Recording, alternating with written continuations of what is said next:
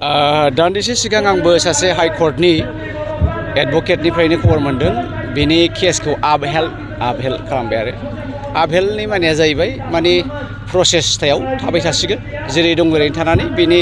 जाजमेन्टआ सोलिबाय थागोन आरो जेबो इमप्रुभमेन्ट गैया आरो दा बे मोनसे एक्सुवेलि डिजाइनसो रन्जन नाब्लाखौ आंनि नोजोराव आरो रन्जन नाब्लाखौ जेलाव सोनानै दोनबाय थानाया दिनै मोनसे डिजाइनसो बेखौ एक नाम्बारावनो बै समावनो हगारनो हाखायोमोन जे बिथांनि सिगनेसार लानानै दिनै बर'नि थामथि गोरोबथाया जादों खुनु नियम गैया बाहाय नों सासे कनभिक्टआ बोरैहाय मोनसे मेमरेन्डाम अफ आन्डारस्टेन्डिं एसेबां गिदिर मोनसे बर' हारिनि सोरजि बावहाय बोरै बिनि सिगनेसारा बेलेट जानांगौ जाखो जाया दा बिथांमोना बावहायनो बिथांखौ हगारखानांगौमोन आरो बेनो फोरमान जायो जे बिथाङा दाय गैया रन्जन नाब्लाहा दिनै थोजासे दाय गैया बिथांखौ कारादन्ड जेलाव जोबनानै दोननो हानायनि दाय मोनाखै खिन्थु बिथांखौ दिनै आसाम सरकारा बिजेपि गभर्नमेन्टआ इउपिपिएल गभर्नमेन्टआ रन्जन नाब्लाखौ हगारनो गिनानै हगाराखै आं बेखौसो मोनदों दिनै नोंथांमोना नुबाय बनसुनि दिनै बे गिबि खेबनि सुबुं गौमायाव गोबां हाजार मानसिफ्रा फैबाय दिनैबो बर' हारिया बे बड'लेण्डनि थाखाय गिलु बालु गिर्जाब थगायजाबाय दोखो आयौ गोबां रोखोमनि डायलगजों थगायजाबाय थेवब्लाबो बड'लेण्ड होनबानो गोसोआव मानोबा गाबखांनाय फैयो माबा दाबो थाबोबायदां माबा दाबो जायाखैदां होननानै बिथांमोना गिर्जाब फैयो दा बेनो फोरमान जे रन्जन नाब्लाया फैनाय लोगो ओंखारबोनाय लोगो बबे खनानिफ्राय थंब्लाट बबे संगठना जोंबो नोंथांजों दं जोंबो नोंथांजों दं होननानै बिथांमोना बड'लेण्डखौ बिफिनखागोन बा माबा मोनसे पार्टि दागोन दा बेखौ गिनानै आसाम सरकारा लोहो अर्थात हिमन्त बिश्व शर्मा डाङरिया रन्जन डाङरिया भय करे प्रमद बर' गभर्नमेन्टआ इउपिपिएल गभर्नमेन्टआ रन्जन दैमारिखौ गियो बेखायनो बिथांमोना बोरैबा खालामनो आपहेल्डनि अबस्थायाव दोनबाय थादों मा जोंनि बर' हारिया सार बेबायदि सासे मानगोनां गिदिर गोलावखौ जमा दोनबाय थायोब्ला जोंहा बर' राहाया बेथ' मोनसे जुडिसियेल माबासो नालाय हाबाफारि बावहाय जोङो रायजो राजाया थांनानै जेल बुफायनानै माबा खालामनानै जोङो बेखौ बरननो हाया रायजो राजाया मोनसेल' जोङो खुद्रिनो हागोन बिथांनि जानानै जों आन्दलन खालामनो हागोन बिथांनि जानानै जोङो बुंनो हागोन आरो जों बुंनायनिख्रुइबो सबसे साबसिन प्रमदानो हायो इउपिपिएल गभर्नमेन्टआनो हायो बिथांमोननि लोगो सुक्तिखारि जायफ्रा सिगनेटरिफोर बिथांमोनानो होननो हायो जे रन्जन नाब्लाखौ फर दा ग्रेटार इन्टारेस्ट अफ आवार एकर्ड नोंथांमोना हगाराबा जोङो रिजाइन होबाय जोंनो नाङा बे एग्रिमेन्टखौ जोङो फिन गोदानै बदलायनो गाबोननो अट'मेटिक रन्जन नाब्लाखौ हगारगोन अब्ला जोङो नोंथांमोना रन्जन नाब्लाखौ हगारनायाव जेबो प्रब्लेम गैया नामा mister Pramod Boro' no I don't have mister Gobinda Basumatary no I don't have अब्ला रन्जना गाबोननो गयो सिम्पल गमामायैनो पपुलेसना जोङो मानसिफ्रा बारा सिरियास होआखै दिनैसिमबो बड'लेण्ड नामाकरनाव बड'लेण्ड जाया होननायफ्रा गासिबो जाथियानो होनबाय थादों बेनिखायनो जे बड'लेण्डआव बर' हारिया थोजासे गैया बे सासन खालामनो थाखाय आलादा बिसिनि नामाव रायजो होनो थाखाय बियो एखे गां जेरावबो जाबाय थादों आरो बयनिबो बादायानो बेनो दा बेखौ नायोब्ला जोंनि लाइमोन बर'फ्रा आरो आङो खालि हाबा जागोदान बर' सेंग्रा सिख्लाखौल' बियाखै गासै बर'फ्रानो जायफ्रा फिसा खांबाय थादों बिथांमोनाबो खांनो हागोन साबा जोङो मेक्सिमाम लादे साबा मिनिमाम साबा आरो मेक्सिमाम नङा मेक्सिमामा बाहाय खुनु प्रब्लेम गैया हा हु जोंनावनो जोब बर'नावनो जोब गिलु बालु हाफ्रा ओरैनो थादों गायग्रा गैया आदि गायग्रा गैया दा बेखौ नुयोब्ला सोर बुंदों जे बर'आ रायजो जानो हाया गोदोनि लान्दा खान्दा जेबो गैयैयावनो जोङो गथ' गथायखौ फोरोंजोबबोदों आरो बेबायदिनो बिसि फिसायनि गेजेराव दावराव दावसि गैयामोन जोंनि आइजोफ्राबो फिसाय गारि खाराखैमोन गथ' गथाय गारि खाराखैमोन दिनै मानो फिसा खाङाखै नालाय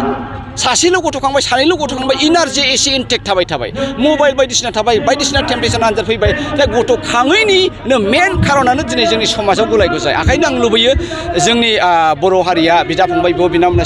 सिरिमोन हारिनि गोथार इन्टारेस्टआव जोंनि पपुलेसन नङाब्ला गाबोन समफोर बड'लेण्ड सोरजिनायावबो गोब्राब जागोन आरो आं होननाय बायदि जुदि 5 लाख जे गोदान जुलि जागोदाना जुदि साबा गथ' खांबा 10 बोसोरावनो बेसेबां जायो 25 लाख बर'आ जुदि पपुलेसन इमिडियेटलि बारायोबा इमिडियेटलि कमप्लिट डेम'ग्राफिया चेन्ज जायो सिम्पल फर्मुला गाबोन बड'लेण्डखौ भारत सरकारा होनो गोनां जागोन इउपिपिएलआ रायजो राजानि थाखाय मोजां सरकार जानो हाया इउपिपिएलआ रायजो राजानि थाखाय मोजां हाबा मावनो हाया बेनिखायनो प्रमद बुंनाय बायदि एबसुलि आन्दलन खालामनाय बायदि एनडिएफबिनि आन्दलन खालामनाय बायदि एक्सन कमिटिनि जों ज'यै आन्दलन खालामनाय बायदि जेबायदि जों आसा खालामदोंमोन जों बेबायदि एकर्डखौ मोननो हायाखै दिनैनि एकर्डआ completely kind of puppet accord बे बिटिसिआ जाहैबाय 6 सिड्युल खिन्थु दिनै 6 सिड्युलनि जेबो महर गैया नालाय प्रमदनि साननाय हनाया जेबो जाया बा सोरबा UPPL नि साननाय हनाया जेबो जाया दा बेखायनो आङो UPPL कमप्लिटलि एसे UPPL बिथांमोना दिनै जेसेबां गेदेर गेदेर बाथ्रा बुंदों बेबायदि बिथांमोना डिलिभार खालामनो हाया जेसेबां बिथांमोना BJP नो लाइ होगोन आरो BJP आ बर'फोरनि थाखाय मोजां मावा बे क्लियार खोथा खारन BJP आ ट्राइबेलफोरखौ मोजां मोना आरो ट्राइबेलफोरखौ लानानै मोनसे गेदेर हारि बिथांमोना दानो सानाखै खारन बिथांमोना बुंदों मोनसे राव बे मोनसे राव होनाय लोगो लोगो नोंनि फिसा फिसौ गासै हारिनि रावा ओरैनो जोबनानै थांगोन दा बिथांमोननि बिराद गिदिर मोनसे एजेन्डा दा बे एजेन्डा मथे बिथांमोना खारबाय थादों दिनै भारतनि संबिधानखौ बिथांमोना सोलाय सोल' खालामबाय थादों आरो सोलायगोनबो 24 जुदि देरहायोबा 26 27आवनो भारतआ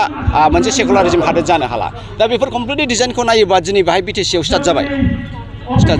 दा बेखायनो प्रमद बर' बिथाङा सानब्लाबो होनब्लाबो बे होनफ्लानायसो आरो बे मावनोनो हाखाया केपासिटियानो गैखाया दहाय जयन्ति खातार बिथाङा बुंलांबाय जे साख्रि बाख्रि होनो हानायनि मोनसेबो केपासिटि अर्थात पियनखौ एपइन्टमेन्ट खालामनो हानायबो BTC आव गैया होनब्ला प्रमद बिथाङा मा मावगोन आयेनानो बेनो जाबायबा दिनै सिक्सिडलि जेबो राइटआनो गैलाबा प्रमद बिथाङा मा मावगोन दा ओंखायनो जोङो प्रमदखौल' दाय होनानै लाब गैला जों गासै रायजो राजाया सचेतन जानांगोन सांग्रां जानांगोन UPPL नि बिथांमोनाबो सांग्रां जानांगोन बिथांमोना होनांगोन जों BJP जों थालिया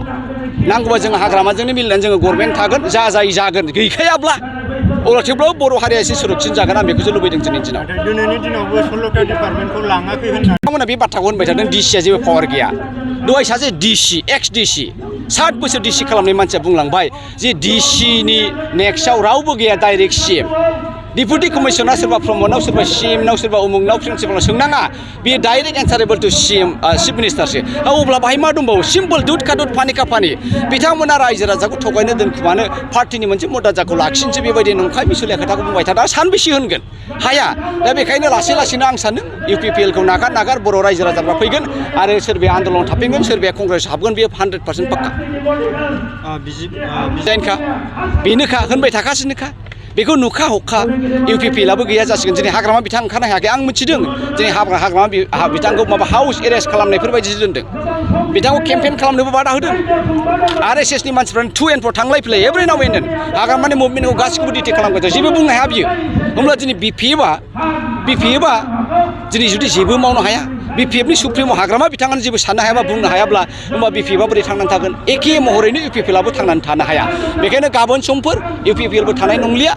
BPF बो थानाय नंलिया बाहाय BJP गभर्नमेन्ट जागोन आरो BJP गभर्नमेन्ट जाबाय होनबाथाय हमनानै लादो गैला बर'नि जेबो मोन्थाय थाला दादागिरि दिनैहाय नुबाय नोंथांमोना दिनैहाय ED खौ बाहायबाय CBI खौ बाहायबाय NIA खौ बाहायबाय गासिबो इन्डियाननि मोनसे सिकिउरिटि एजेन्टखौ बिथांमोनहा गावसिनि पार्टिनि मोनसे एजेन्टफोर बायदिसो हाबायाव बाहायबाय अब्ला बे हादोरा महा सुरक्षा दङ एन्टायार नेसनानो दिनै रैखाथि गैयाब्ला बे साधारन बे BTC खौ बिथांमोना फाजागोन नामा निस्सय फाजानाय नङा दिनै BJP आ UPPL गानहोबायबो प्रमद बर'आ मानि लागि दामानि हाग्रामा बिथाङा मानि लागि दामानि आखिजों सासेखौ आगदाजों सासेखौ बे मोनसे जुंगालावनो गानहोनानै हालेवगासिनो दंखायो BJP आ BPF आरो UPPL मोननैखौबो कंग्रेसआ जोंहा बेनो कंग्रेसआ मालाबाबो बर' हारिनि एगेन्स्ट नङा कंग्रेसआ मालाबाबो बड'लेण्ड सोरजिनायनि एगेन्स्ट नङा कंग्रेस जाहैबाय रायजो राजाखौ लानानै नोंथांमोना दिनै नुबाय राहुल गान्धीया एखे कन्याकुमारि टु काश्मीर मोनसे पादयात्रा खालामदों बाहाय बे गासिबो रायजो राजाखौनो लोगो लादों गरिब दुखिया लेंग्रा बेंग्रा बेंगुरा हायथा बावनासा गासिखौबो लोगो लादों आरो बिथांमोननि गांनाय उखैनायखौ नायदों अब्ला बिथांमोना बे एसेबां बृहत बर' हारिनि बाथ्राखौ नायनाय नङा नामा नायगोन गगै साहाबनि सरकाराव दिनै हाग्रामाया राजा बायदि सासन खालामदोंमोन 6 सिडलनि पावारखौ बिथाङा एन्टेक लाखिनानै गभर्नमेन्ट दादोंमोन आरो सारा नर्थ इस्टआवनो मोनसेल' अट'नमास काउन्सिल बे जाहैबाय BTC मोन दिनै जै BJP फैनाय लोगो लोगो खोथोम कमप्लिटलि दिनै हिमन्तआ बेखौ सेनानै लाजोब्बाय आरो बर'आ दिनै पावाराव गैला BTC गभर्नमेन्ट नङा बियो BTR गभर्नमेन्ट नङा बरंसो बियो आसाम गभर्नमेन्टसो बाक्सा जिल्ला खख्लाबारि हजुआ सकनि KK रडजों थांनाय लामायाव थानाय MB रिफाइनिं हाउसआव मबाइल ग्लास गावनायखौ गोरलैयैनो फाहामनो हानाय गोदान OCA मेसिन लानानै फैदों नोंथांमोना खम बेसेनावनो गावनि मबाइल ग्लास बायनायखौ MB रिफाइनिं हाउसआव फाहामनो हागोन